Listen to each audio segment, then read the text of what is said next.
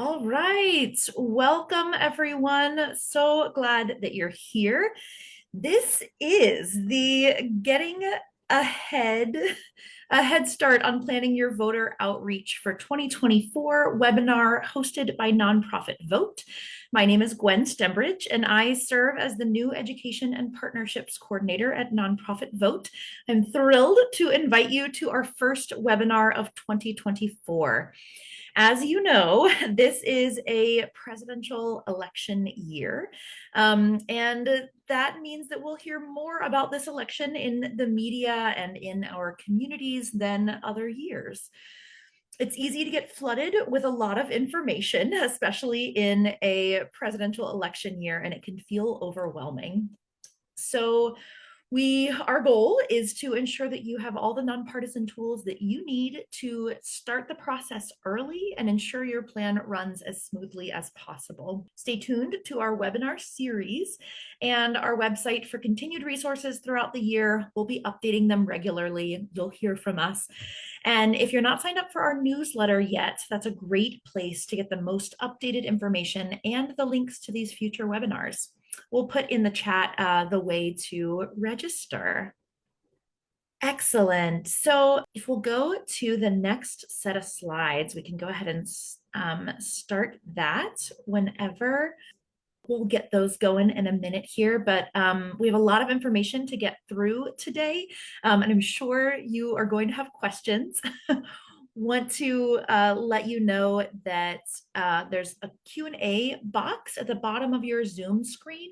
So please put any of your questions there. We'll be sure to get to them during the Q&A section at the end of the webinar. Also, just so you know, the slides from today's webinar will be sent to everyone who registered for the webinar, whether or not they attended. So a webinar recording will also be posted on our Nonprofit Vote YouTube page. Also, if you want to use closed captioning, there's a button at the bottom of the Zoom screen to activate those. All right, we're going to get the next parts of the slide deck.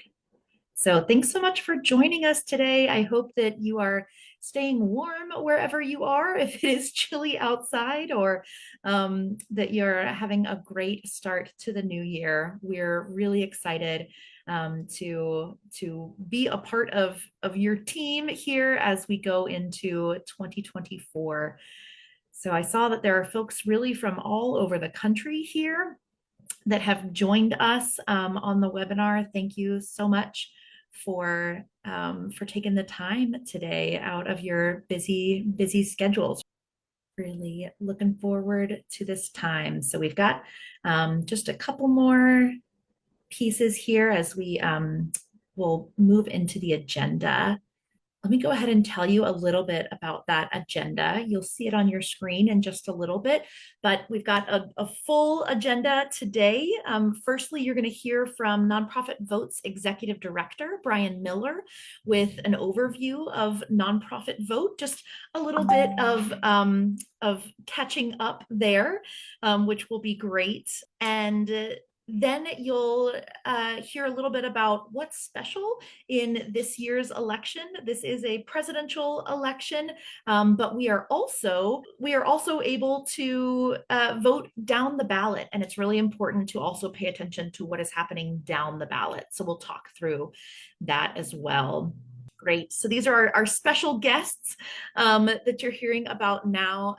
Then you'll hear about the importance of creating a voter education and engagement plan from Sugalema Lynch, who is Nonprofit Vote's field coordinator, about her experience supporting nonprofits and creating a work plan from our template. Yes, you're getting some love, Sugalema, in the chat here. So super excited about that. So you'll have the opportunity also that what's special about this webinar today is that we're going to give you a template, really going to put the tools in your hand. We have created a template for just the first steps of voter engagement.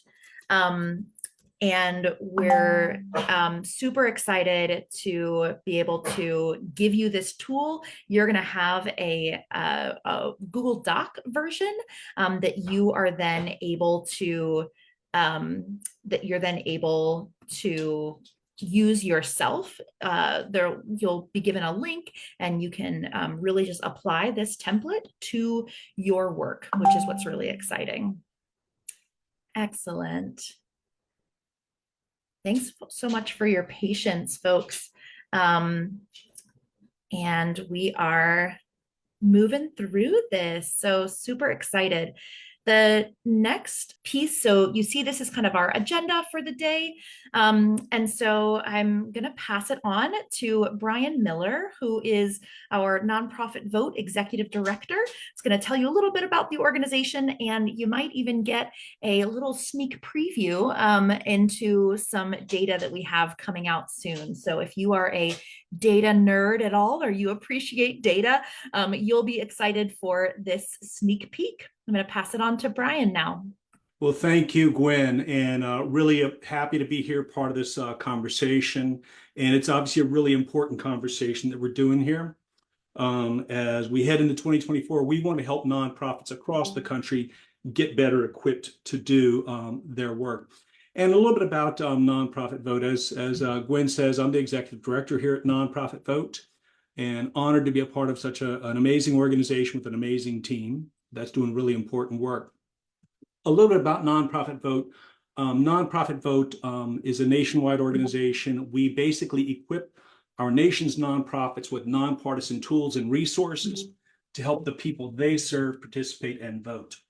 And underlying that is really a vision of we envision a world where there are active and engaged nonprofits across the country with the skills, resources, and commitment needed to engage the communities that they serve in democracy.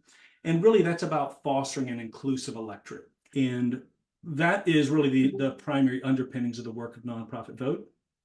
And so, and when we say inclusive democracy, what we mean is that a democracy where all voices are heard, particularly low-income communities, communities of color, younger voters, those without college degrees that are currently underrepresented in our democratic process. And these gaps, we believe, distort the public policy debates that happen in our societies. They distort the types of issues that are being debated at the legislature. They distort the communities that candidates talk to and talk about when they're running for office. And importantly, they diminish the influence of the nonprofits that are serving those communities. And so now one of the things that's really important to keep in mind is that a lot of folks will point to public policies, restrictive election rules as a major driver of these gaps. And these policies do, in fact, have a role in driving voter participation gaps, but they're not the primary role. The primary role is actually much deeper and much longer. It's really about who is being contacted and who is not being contacted about elections. It's about gaps in political alienation. And the reason we know this is that you can even go to the most voter-friendly states in the country, states like Minnesota, Colorado, where they do almost everything right. They still have gaps along the lines of race, income, and age, which tells us there's something else at play. And part of what's going on is that there's a feedback loop that's happening. We have these historical gaps in turnout, but those gaps are being perpetuated by the economics of political campaigns.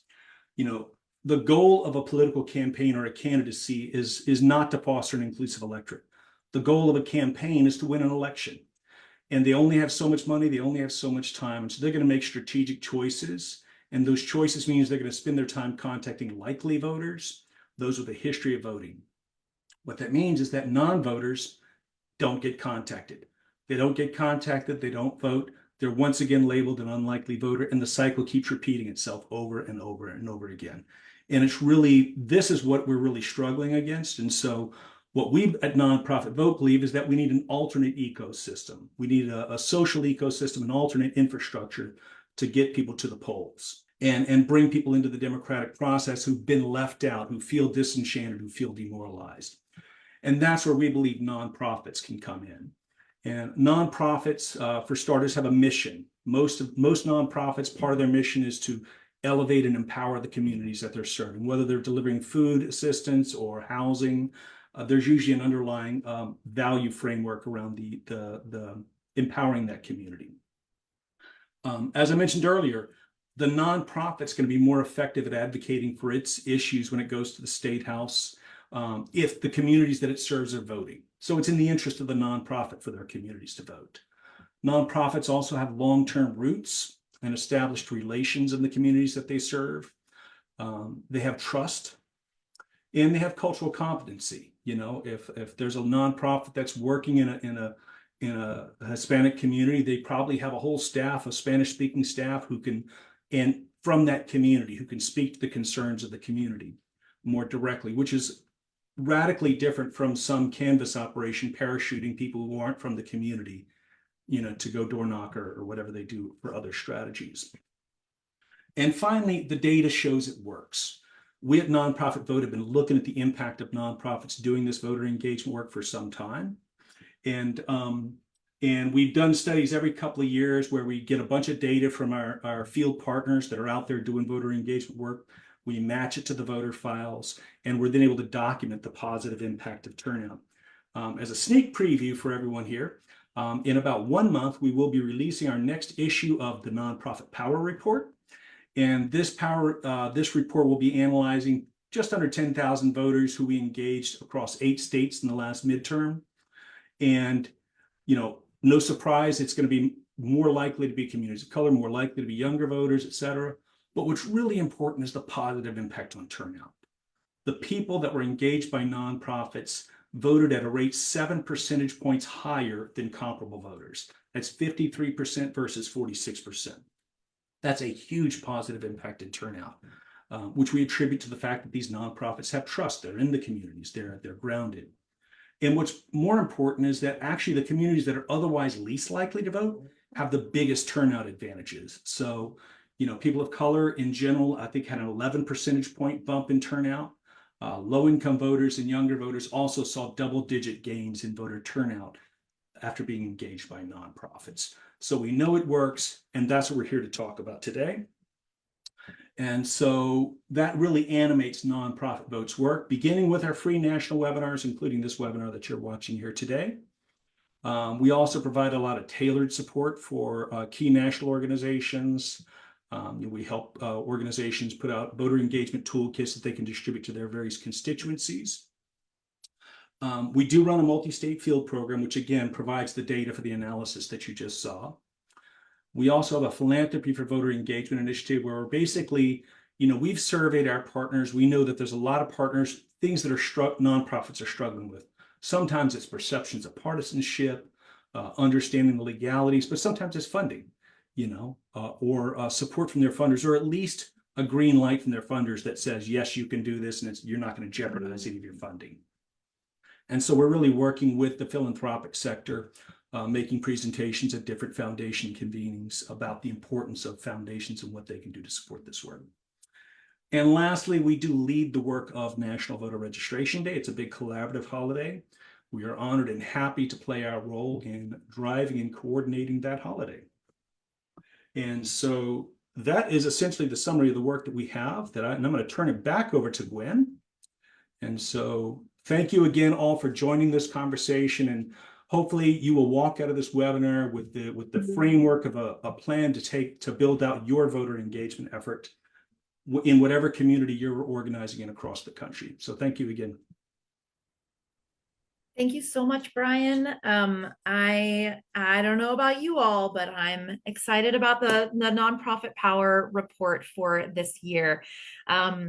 I know as I talk with our partners, as I am newer in this role and just getting to know our partners, often the thing that I hear is that folks are able to quote that report as they're talking with funders, as they're talking with, you know, anybody in the community, and that it has been really impactful and helpful. So glad, and we're looking forward to that. All right, the next thing that we're going to talk through is that this is a presidential election year, 2024. There are things to vote for every year, and it is important to vote every year, but these elections happen every 4 years. So you're going to hear a lot and see a lot in the news and in advertisements, social media about the presidential election, because that's sometimes the first thing that people think of when they think about voting. But that's not all that happens this year, and that's not all that's going to be on the ballot this year. So I really want to draw your attention to the fact that the legislative branch of government has 468 seats up for election this year. That's 33 senators and 435 House members. These are the folks that write and vote on laws that impact our lives, perhaps sometimes even more directly than the presidents do.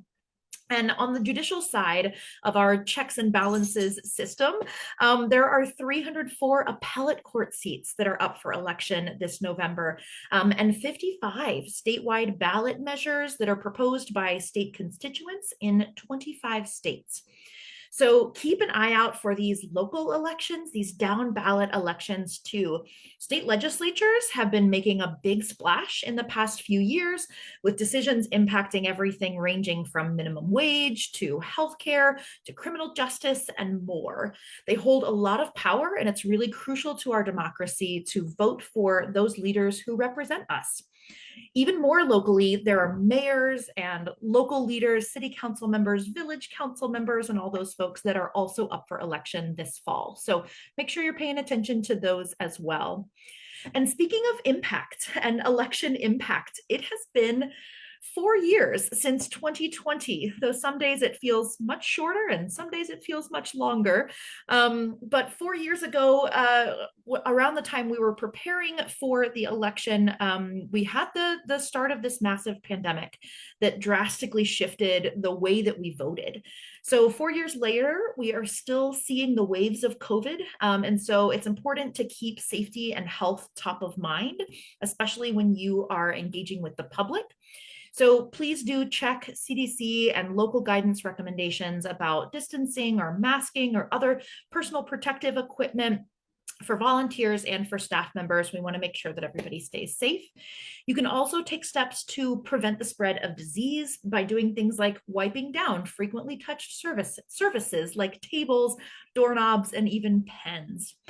One additional piece of advice in this year's elections is to continue to check your state election laws. Like I said, these state legislatures have been very active, and some of them have actually made changes to election law since last year and since the last election. So it's important to keep up with those changes so that you can get the right information to your communities. We'll support you in all the ways that we can, but also want to make sure that you're paying attention to that. All right, now I'm going to pass the mic to Sugalema Lynch from our team, who serves as our field coordinator, and she's going to talk to you about the nonprofit vote field team and how she supports organizations throughout the year in creating these voter engagement plans. On to you, Sugalema. Thanks for the introduction. Again, my name is Sugalema Lynch, and I am the field coordinator for the Multi-State Voter Engagement Program. And I'm excited to be here today to talk about how we support nonprofits with their voter engagement efforts. It's a very hands-on job, and I really enjoy working with the different organizations that we get to partner with. In 2023, our field program, we worked within 8 states and supported over 57 nonprofits with voter engagement. And the organizations we support are primarily human service nonprofits. We have some that work on voting rights, but for the most part, we're working with organizations that nonprofits that are focused on community health centers, food pantries, housing coalitions, and mutual aid associations. And this year, we hope to expand to 9 states with our voter engagement program. And so, you might be asking, why is having a voter engagement plan important? Well, we know that voter engagement planning plays a pivotal role in increasing voter turnout and fostering active citizen participation in the democratic process. We know that planning ahead encourages early voter registration, it highlights key dates, and promotes inclusivity and accessibility in the electoral process. And most importantly, plans just kind of help you identify and reach the potential voters that you will be around in order to create, and it helps you create your engagement goals. It's different for every organization. So we like to keep things flexible and make sure that the goals that are being created are something that works for the specific nonprofit that we work with. And each nonprofit, like I said, each nonprofit is unique, and having a voter engagement plan helps nonprofits think about ways they can support voter turnout efforts in a way that works best for them. Early planning is key, and when it comes to creating a successful program. So can't wait to share how we do that. Back to you, Gwen. Great. Thank you so much, Sugalama. You'll hear a little bit from Sugalama a little bit later, but the next piece of our program is this template. So this is not something we've done before. It is new to these webinars, but we thought we'd give you a little bit more of an interactive opportunity to actually use this work plan template that we'll be walking through. So the way that this will work, there is a QR code that is on your screen, but I'm also going to ask Travis, just thank you so much, Travis, he's been sharing all kinds of links in the chat. Travis will also share a link to this document as well in the chat. And the link that you're going to get is not to the same document that we'll be showing, but is an opportunity to create your own template. So this is like I said, a new thing. And so we're excited to be able to share that with you all. So you can either follow along on this version of the template if you'd like, if you've got the screen space to be able to do it, or you can follow along. We've got screenshots of this tool that are in the slide presentation. So you'll be able to see those screenshots. You can follow along there. But this tool, really the goal is to just give you a head start. It is the beginning of the year, and we know that election season has begun, right? There are already primaries that have happened. We are moving, the train has left the station for the election year. And so we just want to make sure everybody is able to hop on and be as prepared as possible. All right. Great. So this tool is separated into 3 different sections. There's capacity to help you identify just what are the considerations you need to make as far as your organization. If you have a pretty small organization that has maybe only a couple of staff, or maybe is run all by volunteers, you need to think about your capacity to do this work, right? What is involved in it? What are the resources that you need to make it successful? If you're a larger organization, right? How can you really dream big and make this a really exciting voter engagement year? Then knowledge. We're going to just give you a chance to do the research, find the links that you need, find the access to the resources that you need to access during the whole voter engagement season. And then finally, we're going to talk about how to even start imagining the opportunity to make a plan. So those are the big 3 categories that this is separated into. So let's get into it. Let's jump to capacity. Thank you. So, as many of you know from nonprofit work, just putting down dates doesn't necessarily mean that a plan is going to come to life all on its own. We wish it were that simple, but it just is not. So, to reap the reward of a truly equitable democracy, we've got to ask the tough questions. We've got to decide to invest and stay flexible as elements of the work inevitably change, right? A plan doesn't always start with writing down dates. It often starts with investigating that capacity. So if you are a nonprofit staff member or a volunteer, you may have a really clear vision of why you want to start a voter engagement program. Your organizational leadership might not have that vision yet. So this tool section will help you brainstorm why an executive director or board would want to invest in voter engagement. We're encouraging you to also review your organization's mission or strategic plan to see where that voter engagement might align. Often folks are, wanting to reach out to new audiences, or they're wanting to, make some connections between the policies that are written that impact your community and your community's ability to impact those policies, right? It kind of the idea is that it goes back and forth. So this can help you to just really connect that to your mission. If you've been on the fence about approaching leadership, we'll encourage you to pick a date, pick an opportunity to talk with leadership as soon as you are ready, right? So you can go ahead and put that date down. You can check some of those boxes of things that apply to you and your organization and ways that you might want to start getting engaged, and list others there as well. This is the second section of the capacity section. So another thing that we do as nonprofit staffers is that we know much of our work depends on relationships. So finding the right person at your organization who can rally the community, who can rally staff, whoever else you are wanting to involve in this work is really important. So identify someone, or maybe it's a team of someone's who can champion this initiative, as well as being a person or a team that is really respected by both leadership and your clients or your community that you're working with. So those relationships are key to moving anything forward, right? In nonprofits with limited resources, we know the value of partnerships, right? Beginning with your local board of elections, that is a really key partner. Often those boards of elections, there's someone you can build relationship with. Just start even by reaching out, having a conversation with them, seeing where they might know of some gaps in voter registration, see how you might be able to fill those. You have that communication flow going, and it can be really beneficial. The other thought is that there are often organizations that you may already be partnering with in some way that you could partner with on voter engagement.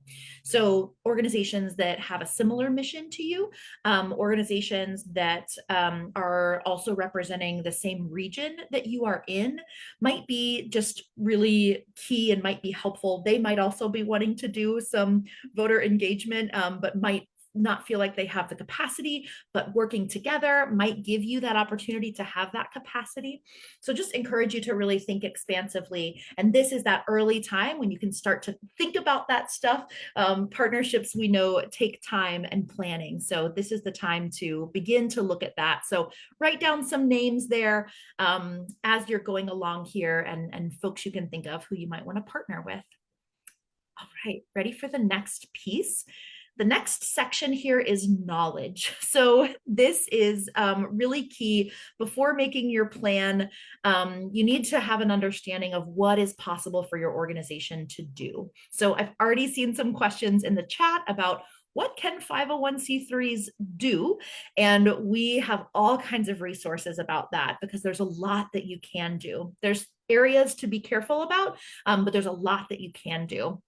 So I'll recommend first, you can check out our webinar that is a guide to staying nonpartisan. This is by an attorney who is part of our network, one of our partners, and can really give you that, if you're looking to really hear from an attorney, or if your board is, or someone, that really you can get that general overview of the types of things that are allowable and not.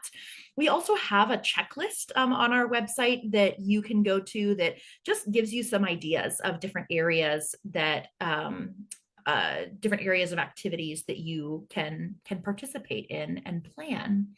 We also just recommend that you consult your organization's legal counsel if that's available, if that's an option. Would be great to just get them on board, let them know, hey, we can do this work, and make sure that they're on board with that as well. So this little tool here is a really great place to start. You see with the red and the blue, to go ahead and get ahead of your state election dates, and note any special laws about registering voters or special elections. We know that the election laws are different in every state. In some states, anybody can really anybody can register voters. In other states, you need to be deputized.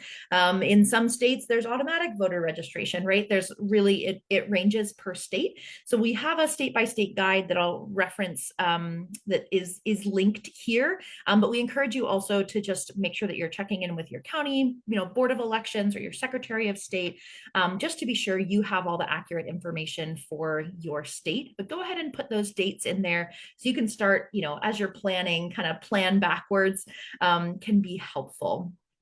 So that information is there. All right, that's the knowledge that you'll need. The next section is actually about making that plan. So I'm going to pass it back to Sugalema, who does this all the time with nonprofit partners. So you get the expert advice here as you're making a plan. On to you, Sugalema. Thanks, Gwen. Yeah, thanks for sharing all that information. Makes a lot of sense. It's really nice to know where you're going, especially early on. And on this part of the work plan template, the first step is you want to start your plan. When you want to start your plan is to identify your target audience. Who are you trying to reach? If you're building a voter engagement plan for the first time, your audience might just be the staff and board of your organization. Sometimes that's the capacity that organizations we work with, nonprofits that we work with, have the capacity to do, is just, work within their own organization to encourage voter engagement. So we advise nonprofits we work with to create realistic goals that give you room to grow. So consider your capacity, like who is going to help you get this work done, and who's going to help you incorporate this plan into your work. Because sometimes there are some nonprofits that maybe only have 1 or 2 people, so they have to think about how they're going to make this work for them. So this chart is a great opportunity to consider the strengths of various groups you work with, and don't be afraid to be realistic about the challenges and find ways to address them. We want to make sure that we're doing quality work, and progress over perfection is always a plus. On this part, this tool will help you identify opportunities to engage your target audience.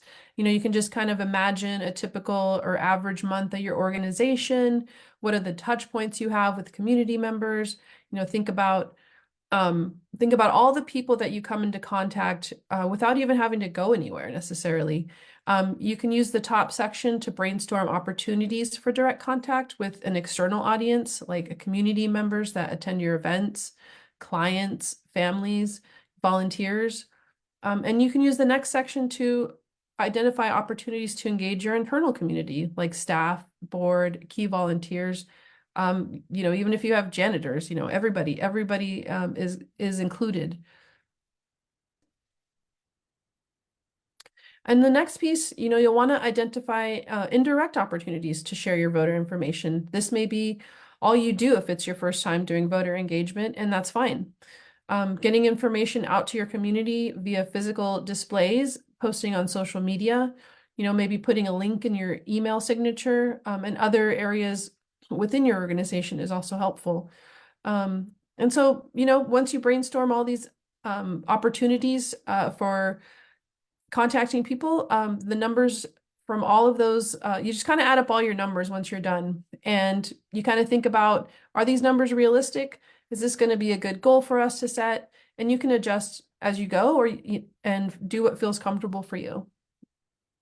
And so now that you've done all the background work, you can start putting dates together. We have a voter registration and engagement timeline. That's a great place to start.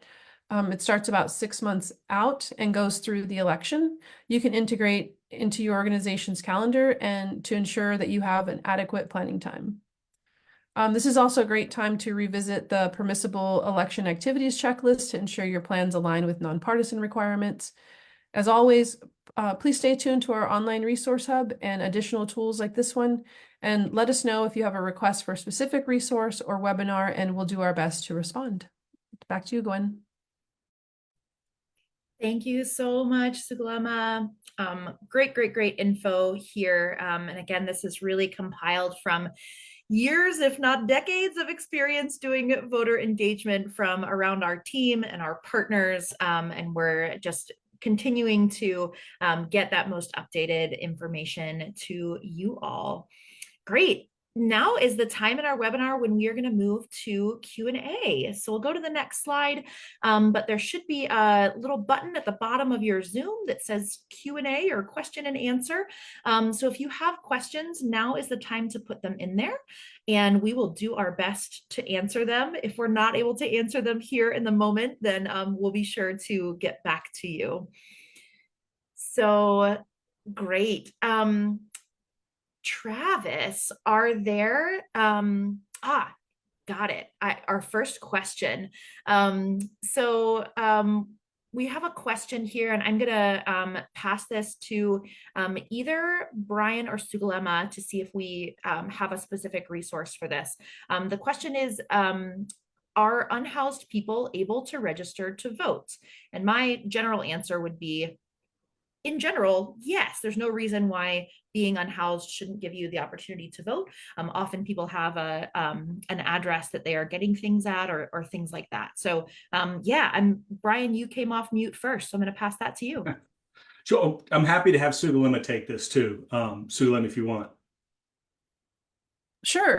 In general, yeah. If you are houseless, you are definitely able to vote. A lot of times, voter registration forms will actually have like if you don't have a physical location, you could actually put, maybe there's a corner that you hang out at a lot, and you can sometimes draw it in there, label it and say, this is where I live. But everybody should be able to register to vote. Brian, I don't know if you want to add to that. I'm going to ask Travis, if you could search our website right now and post a link in the chat box. We do have a voting unhoused fact sheet which addresses this. But yes, by law, a state cannot deny you the right to vote because you don't have a house. You basically just have to find the main issue that the state struggles with is they need to know what precinct you're in, because they need to know where you get to vote and what candidates you vote for. So having a geographic location is important for the election officials. But you could list, as Sugalema says, a cross street, under a bridge, or maybe a shelter that you get your mail at. These are all legitimate addresses you can list on a voter registration form, because yeah, you should be able to register in all 50 states regardless of your housing status. It's just a matter of how you do it. And the election officials, again, need some kind of location to determine what precinct you're in for voting purposes. Great. Thank you, Brian and Sugalema. That was a great, and thank you to whoever shared that question. Thank you, thank you. I am seeing another question in here that I think I can give some answer to, but I might also pass this to you, Brian. Are 501c3s allowed to partner with partisan orgs for the purpose of voter education and GOTV, as long as you don't talk about specific candidates? So here is that one. And I'll say one of the things that I know is that if you do partner with a partisan org, then it's really important to ensure that there is equal access from all parties to that, right? If you invite the Republicans, you also need to invite the Democrats and give that equal access. How someone RSVPs or how they respond to that is up to them. Anything else you would add, Brian? I saw you nodding along. Yeah, I think you basically just answered that. Essentially, like if you're doing a candidate forum, you have to invite all candidates. If if that candidate forum is gonna have, the campaign or whatever, then they all need to have an opportunity to be there. It does get hairy. You want to be careful when you start going down that road, but yeah, you need to make sure they're all equal access and all there. And we do have, again, that may be referenced in some of our staying nonpartisan material. I think it is. Yeah. So I'd recommend going to that webinar as well. Great. Here's another question. This is a really good one that actually, Sugalema, you might be best for this one. This person says, I work for a social service agency servicing people who are often in financial crisis and not focused on voting. My colleagues aren't very interested in taking time to discuss voter registration with these clients. What are the best practices to get low-income people to register and vote? Are there examples of social service agencies that are doing an exemplary job in registering people that could share their story? That is such a great question. And that is something that we hope to highlight this year, is like, how do we have those conversations with people that may not understand, how the election process actually affects them? And a lot of it is just finding a way to have that conversation with them. It is taking the time to talk to them. It is taking a minute to slow down what you're doing and encourage them to register to vote. I think that yeah, I hope that you stick around with Nonprofit Vote, because we'll find we hope to have more trainings on how to actually engage in these conversations. But I think a lot of it is taking the time to talk to someone, finding out why it is that they're not interested in voting, and finding ways to correlate, how even their social services that they're currently applying for is affected by the legislation that comes down, which is often, the policymakers, it's often in your hands to vote for those people that are going to best represent you. I don't know if that's what I have for now, and I hope to bring more resources to this topic, because this is something that we heard a lot within our network of nonprofits that we work with. And so thank you for highlighting that. Absolutely. Yeah, great question. And we as a staff have been discussing that too. And right, how can we get you the best tools possible to be able to have those conversations? This is a good, actually, there's a good pivot here to a question about voting as a past offender.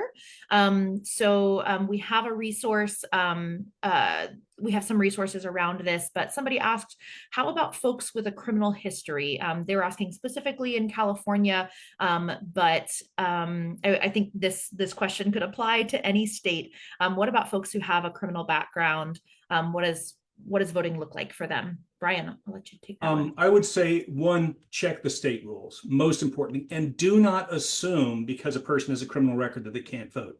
Because the reality is it's only a handful of states that really prohibit people for life, or make it really extremely difficult for ex-felons to vote. But the narrative is that ex-felons, but a lot of states, it's automatically as soon as you complete your sentence, or as soon as you complete parole, your voting rights are automatically reinstated. In some states, you have to apply. And again, important distinction between you were released and when you finish parole, because I think there was that incident when someone in Texas was still on probation or whatever. They were out, they were released, they thought they could register, they registered, they got trouble. So I think the most important thing is find out the rules in your state, but don't assume that they can't, because most states actually allow you to vote pretty quickly and easily after you're released. And we do have a voting, voting as an, I think it's on their voting in your states fact sheets. We have the rules for ex-felons and the links to some of the key sites where you can get that information. There you go. Somebody put that. I knew there's only 3 states that permanently ban voting rights. See, that's what I was saying. It's a handful of states that are really extreme, and it's become the public narrative that ex-felons can't vote. But the reality is the vast majority of states you can vote, and it's not an issue. So thank you for that. There you go. Travis, thank you. That's perfect. Yeah, Travis is on it with getting those links. Shout out to Travis. Thank you for all of those great responses. There's a question that I've seen a couple times around engaging students on campus. So college, university students, and engaging groups on campuses. And so I'll respond to that and say that there are lots of opportunities to engage folks on college campuses. And I'm going to give a shout out to one of our organizational partners, the Campus Vote Project. Let me just be sure here. Yeah, Campus Vote Project. That's a wonderful resource. I'm sure now that I've said that, Travis will hop that link into the chat. But they're a really great resource. You can use some of our resources. We're really focused on nonprofits generally. So our information is going to be probably a little bit higher level, kind of general. And so you can get that more specific on campus, university type of information and advice there. Anything else to add to that question? Great. All right. I am getting our next question here. So there's another, this next question says, my state passed a law that prevents organizations from registering people to vote. How can we encourage voter registration while navigating state laws? Isn't that just the biggest question of the year? Brian, can I pass that one to you? Yeah, and I'm guessing there's only two states that I know that have laws that are flirting with that. I think Missouri is one of them, and there's another state. Um, the one in, I kind of don't want to be quoted on this. Um, yeah, check with the state rules because last I heard, at least one of those states, a court had basically prohibited it from being enforced until it got to some Supreme Court ruling. So some of those are in a limbo status. The legislature may have passed a law, but it's not yet the law until the Supreme Court's rule on it. Um, um, yeah, there's one or two states that are doing these rules that tie the hands of third-party organizations from doing voter registration. Most of that, I think, is around basically collecting paper registration forms. So one easy workaround in the meantime is if there's online registration, is you just have online registration portals. You could have QR codes. You're not physically handling a voter registration form. You can have a QR code that points to the Secretary of State's website where people can register online. But yeah, in those states, I think that's a tricky place. Now, I'm gonna abdicate at some point and say check your local council to make sure because the states are different. But there's one or two states where this is rising up. Thank you. Yeah, great answer. The next question we've got on here is, are there any specific resources for folks with disabilities, access needs, or accommodations? And I know we have several partners, and we actually have, I know there's at least one past webinar on with one of those partners that talks about accessibility needs like that. Brian, I'm gonna toss that one to you. And I'm going to ask Travis to throw their voting. I think we have voting for people with disabilities as a fact sheet, or at least it's a webinar we did. I think it's one of our nonprofit power releases, if memory serves. The National Disability Rights Network has some resources. Actually, our board chair works with the National Disability Rights Network. She's the voting rights specialist there. And so there are a lot of rules around, most of the things I know that some of these states are doing is that there's rules, all the ADA requirements that apply to voter registration sites. So physical sites where people vote need to be wheelchair accessible. They need to have all the same accessibility rules that an ADA that apply under the ADA. And thank you, Travis, for putting that in there. And I think that's where you can go for the details on that. If that answered the question, I think. Yeah, I think that's a good start. At least give somebody a good start. Great. I'm looking through. Y'all have some really insightful, really good questions here. There's a question here about the best way to reach 18 to 24-year-olds that are not in college. Yeah, and I'd either Sulema, if you have thoughts about that, would welcome any of those. I think there are, young folks, and getting young folks engaged in voting is really crucial. And I know a lot of times folks can get kind of disenchanted with the voting process or frustrated, but it's really important. This is one of those tools that we have in our toolbox to make the world a better place, is voting. There are many others as well, but voting is a really key one. So either Suglema or Brian, do you have other insight into that? I mean, I would say it kind of goes back to building those relationships. You may not be able to influence everyone, but who's in your current network? Who's in your family that you could influence? Who do they know that they could influence? Can you influence your network and then have them? A lot of times what I've found, as a community organizer, is trying to find those key people within those younger networks that can kind of help you do that work, because otherwise, if you're kind of older, as we are getting older, they're less likely to listen to us. So it's just kind of a matter of building that relationship, finding somebody who's really interested in it. It takes the work, it takes building that relationship, but I think that's the starting point, is just making sure that you're building those relationships and finding somebody that's enthusiastic, finding someone that is on a college campus that could potentially help you reach more people. You kind of have to get in there and do the work. It's not going to happen by magic, but it can be magical if you meet the right people and just take your time to get to know more people. Again, starting with your close networks is always a great place to begin. It can be magical. Voting can be magical. There's our quote of the webinar. That's something you can take away, right? But I love what you said, Suglema, about relationships and about how, you know, folks are not going to do this just with some random person who walks down the street and tells them to vote, right? This has got to be done through relationship, and that's why we have community organizing. That's why we have, you know, these organizational partners, which is wonderful. There's one more question here that I think is a really good, I swear some of these questions, folks are just like queuing us up to share some of the resources that we have. But this is a question that's asking, are there any resources from Nonprofit Vote with activities to engage staff in voter issues and election information? And I'll take this one and say that we have an initiative called Nonprofit Staff Vote. And this is actually one of the ways that I got engaged with Nonprofit Vote, is that I have a button that I got from the swag that was given at some point that says, I work for a nonprofit and I vote. And so that was part of that initiative. And it's really a tool.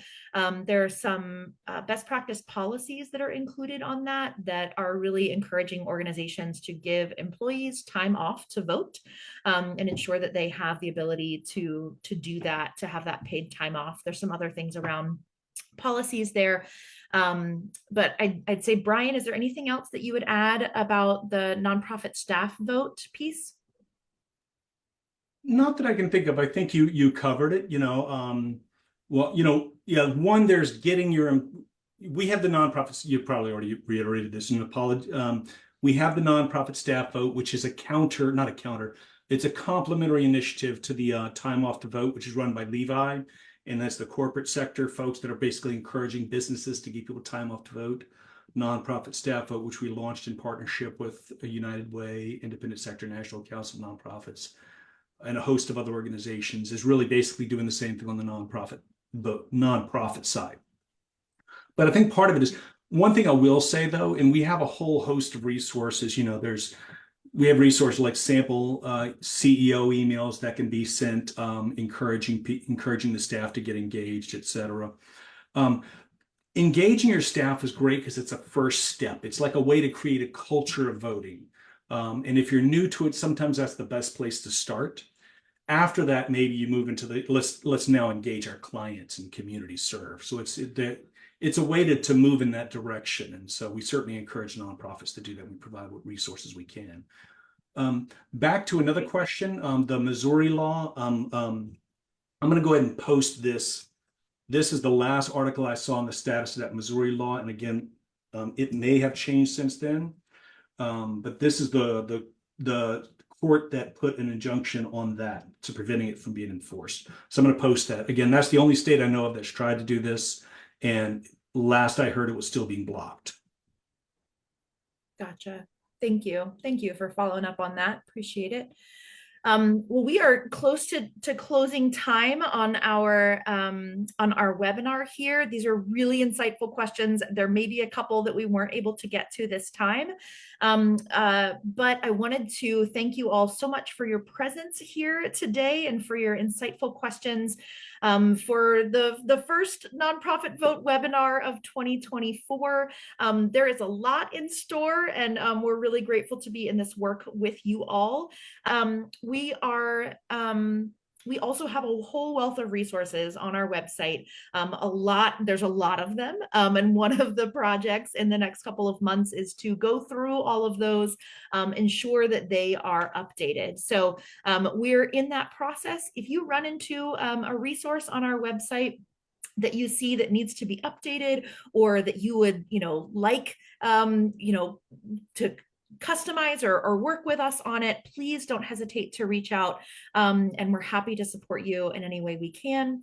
At the end of this webinar, you're going to get a pop-up that is going to come in your web browser, and it's going to be a survey. It's 5 quick questions. Just give us a little feedback on how the webinar was today. Specifically, would love to hear about the tool, the template that we gave, and if that's something that you think is helpful. If you'd like to see more interactive webinars like this, please let us know there as well. Your input really helps us to continue to provide you with the best tools and resources that we can. So please stay tuned to your email and other outlets to hear about February's webinar. That will be coming out soon. Have a wonderful day. Thank you again to Brian, to Sugalema, to Travis, to Ego, to our whole team for making this possible. And we'll see you next time.